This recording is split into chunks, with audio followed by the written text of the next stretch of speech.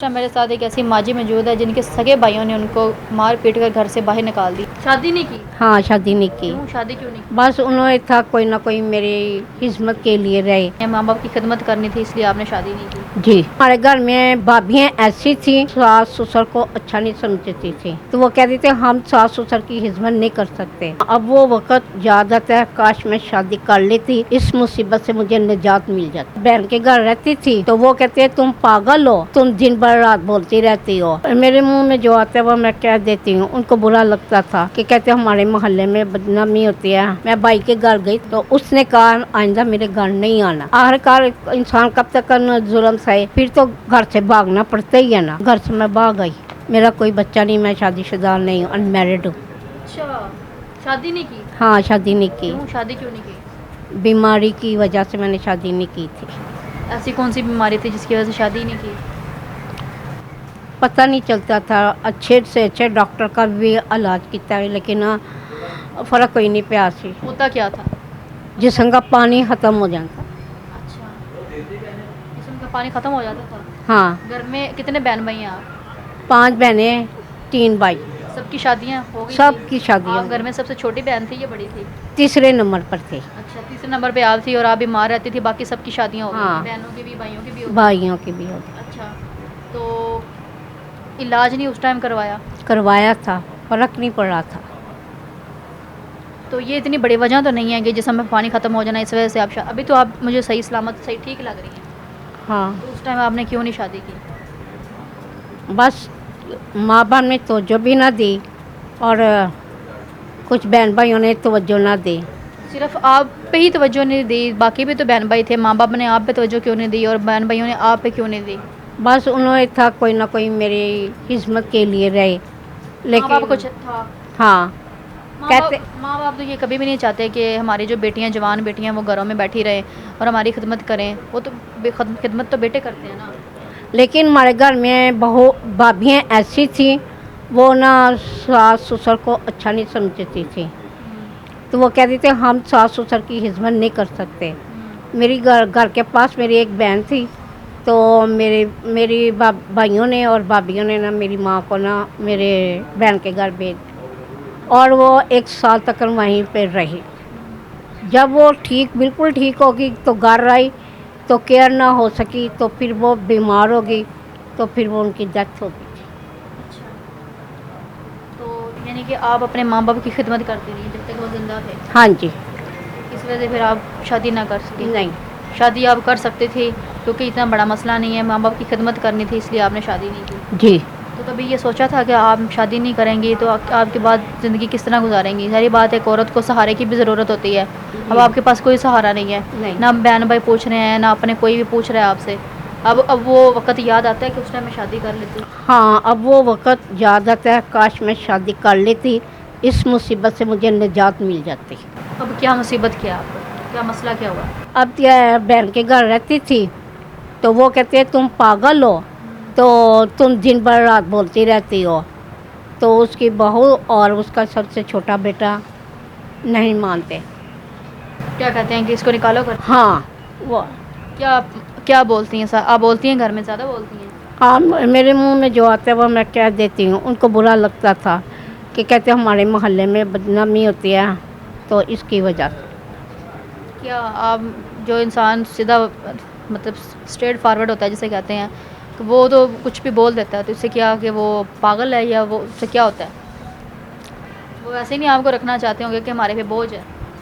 ये तो बात इतनी बड़ी नहीं है जो आप यही समझ ले, उसकी बहू यही समझती थी कि ये हम पर बोझ है, हमने नहीं इसको रखना।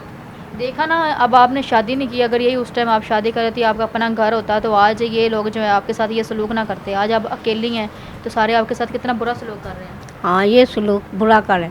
मैं भाई के घर गई थी शहर में, तो उसने कहा आइंदा मेरे घर नहीं आना। सका भाई है वो भी? हाँ, वो भी सका भाई है। सकी बहन ने भी कह दिया, आगे बच्चों ने भी कह दिया, सके भाई ने भी कह दिया। कह दिया, लेकिन वो एक सूरत में रखना चाहता है कि जब भी तुम मेरे पास आओगी तो मैं ना तुम्हारे भाइयों से तुम्हारा हिस्सा ले लूँगा और तुझे मार दूँगा, जान से ही मार दूँगा। अच्छा, ये खुद अपने मुंह से इकरार किया उसने हाँ, कहते मार दूँगा तुम्हें मैं। हिस्सा लेने के बाद?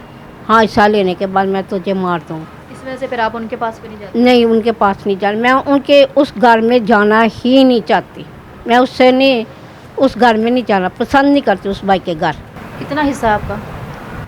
1 करोड़ रुपया है मेरा। 1 करोड़? हाँ, 1 करोड़ है। किसके पास है?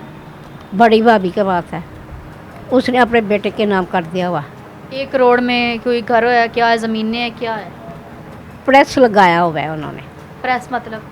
ये नहीं होता, शादी कार्ड नहीं होते वगैरह, ईद कार्ड शादी कार्ड का कारोबार है, वो छापते हैं। वो छापते हैं? अच्छा, तो वो आपका है? वो हाँ। सारे पैसे उसमें जितने भी हैं वो सारे आपके हैं? हाँ। किस तरह यकीन हम करें, मतलब क्या सबूत है, आप किस तरह ये कह सकती हैं? इसलिए मेरे पास कोई सबूत नहीं है।